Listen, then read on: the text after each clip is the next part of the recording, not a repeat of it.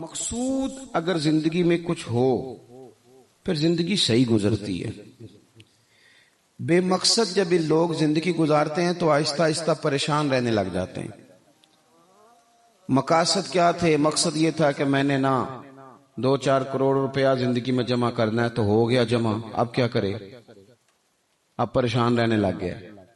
اب کہتا ہے پتہ نہیں سارا کچھ ہے، میرا دل ہی نہیں لگتا.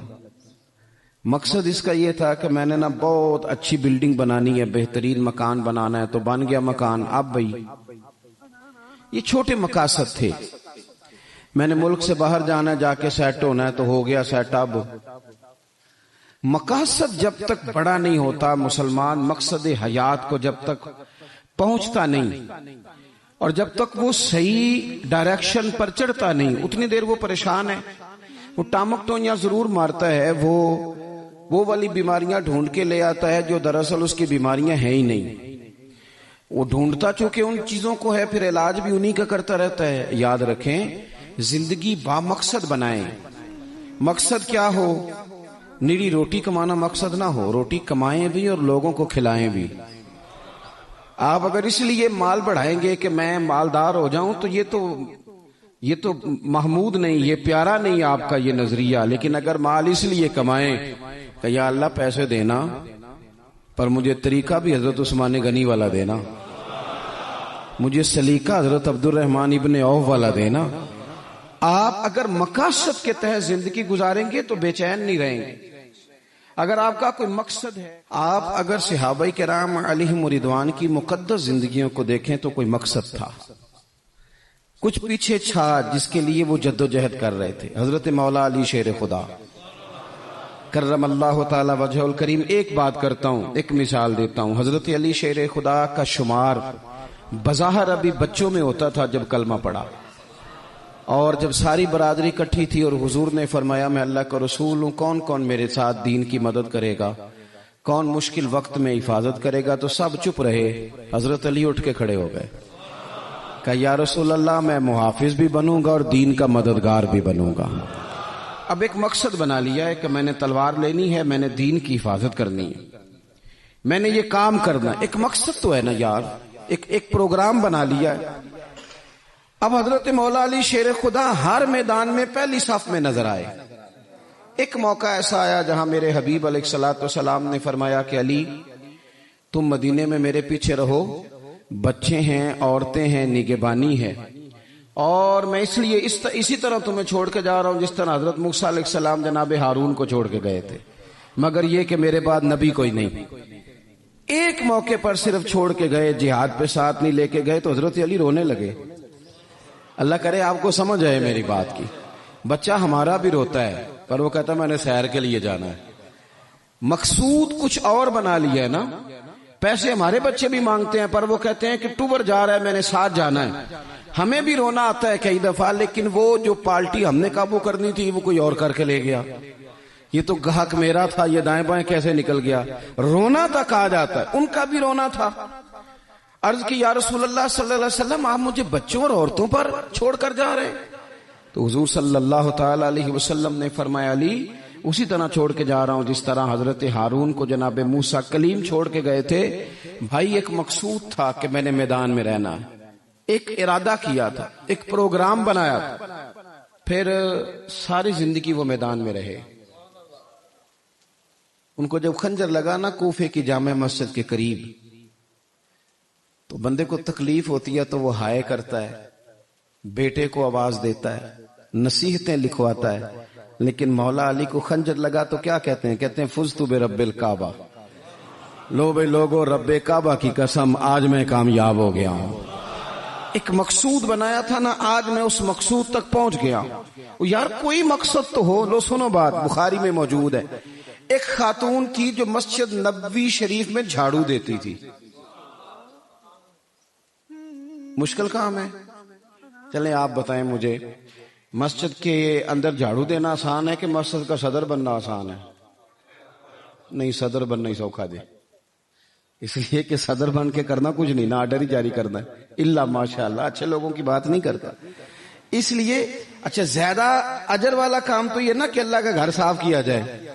میں نے تو علماء سے کئی جگہ کہا ہے کہ اس عہدے کا نا آپ کوئی نام بدل دیں، اس سیٹ کا نگران کر دیں، سرپرست کر دیں، کیونکہ جب صدر آپ کہہ دیتے ہیں نا تو صدر پاکستان کا سب سے بڑا آئینی عہدہ ہے، اور صدر اگر با اختیار ہو تو پہلا کام اسمبلیاں توڑنے کا کرتا ہے، تو پھر مشکل ہو جائے گی۔ ایک خاتون مسجد نبوی شریف میں جھاڑو دیتی تھی، کوئی مقصد تو ہے نا یار، یعنی جمعے والے دن میں نے جھاڑو دینا ہے، کوئی مقصد تو ہے، میں نے یار اللہ کے گھر، اللہ کا گھر سمجھ کے، کمیٹی کی مسجد سمجھ کے نہیں، محلے کی مسجد سمجھ کے نہیں، رب کا گھر سمجھ کے میں نے یار وہ واش روم صاف کرنے ہیں جن کے اندر لوگ گزرتے ہیں اور نماز کے لیے اپنے آپ کو تیار کر کے لوگ وضو سے فارغ ہو کر کے آتے ہیں، ایک مقصود ہے، ایک ارادہ کر لیا ہے، کوئی پروگرام تو ہو، ایسے محمل فضول وقت گزرتا جائے۔ یعنی ہمارے ہاں نا کچھ لوگ کہتے ہیں میں بور بڑا ہوتا ہوں، آپ نے ناراض نہیں ہونا، میں سینکڑوں اور ہزاروں لوگوں کو جانتا ہوں جو ان سے پوچھنا کیا کر رہے ہیں تو کہتے ہیں ٹائم پاس کر رہا ہوں۔ میں کہتا ہوں آپ نے ٹائم کو بالکل فضول سمجھ لیا ہے، کیا سمجھتے ہیں آپ زندگی کے لمحات اتنے فارغ ہیں؟ اور نبی پاک صلی اللہ علیہ وسلم نے فرمایا دو نعمتیں ایسی ہیں جن کے بارے میں بہت سارے لوگ دھوکے میں، دو نعمتیں کہا حضور نے، نعمتان، دو نعمتیں ایسی ہیں جس کے بارے میں لوگ دھوکے میں پڑ گئے، انہیں سمجھ ہی نہیں آئی کہ ہمارے پاس نعمت، یا رسول اللہ کون سی؟ حضور نے فرمایا ایک صحت اور ایک فرصت، ایک صحت اور ایک فرصت۔ اللہ نے فارغ وقت دیا تھا کہ بہت سارے قرآن پاک پڑھ سکتا تھا، درود پاک پڑھ سکتا تھا، کوئی کام کر سکتا تھا، لیکن بس اس چوک میں گزر گیا، اس گلی میں وقت گزر گیا، فلانے کی باتیں کرتے وقت گزر گیا، میلوں ٹھیلوں میں گزر گیا، شگل میلوں میں گزر گیا، کوئی ٹھنڈے علاقے کی سیر میں گزر گیا، جو بچا تھا وہ موبائل پہ گزر گیا، بیت گئے اوقات ہمارے۔ کوئی مقصود ہے میرے عزیز؟ مسجد میں جھاڑو دیتی ہے خاتون، بیمار ہو گئی لیکن با مقصد زندگی گزار رہی تھی نا، اس نے کسی نہ کسی طریقے سے اپنے آپ کو مدینے والے محبوب کے دین سے جوڑ لیا تھا، جھاڑو دیتی تھی مسجد میں، بیمار ہو گئی، قربان جائیں رسول کائنات یعنی اللہ کی رحمت کاملہ حضور خود چل کے تیمارداری کرنے تشریف لے گئے اور فرمایا اگر یہ انتقال کر جائے تو مجھے خبر ضرور کرنا۔ صحابہ فرماتے ہیں رات کا وقت تھا، ٹھنڈ کا موسم تھا، اور حکم بھی یہ تھا کہ جب کوئی انتقال کر جائے تو جلدی تدفین کر دو۔ ہم نے حضور کو تکلیف دینا مناسب نہ سمجھا، غسل کفن کا بندوبست ہوا، جنازہ پڑا، دفن کر دیا۔ اس نے کچھ کیا ہے، اس نے نہ دین کے ساتھ کچھ تعلق بنایا ہے۔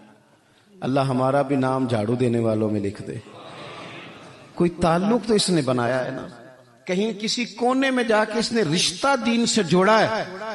حضور سید عالم علیہ السلام صبح تشریف لائے تو سارا کچھ جاننے والے محبوب پوچھنے لگے تم نے مجھے بتایا کیوں نہیں؟ یہ بھی اعزاز کے لیے، ورنہ وَعَلَّمَكَ مَا لَمْ تَكُنْ تَعْلَمْ۔ حضور سید عالم علیہ السلام نے فرمایا کیوں نہیں بتایا؟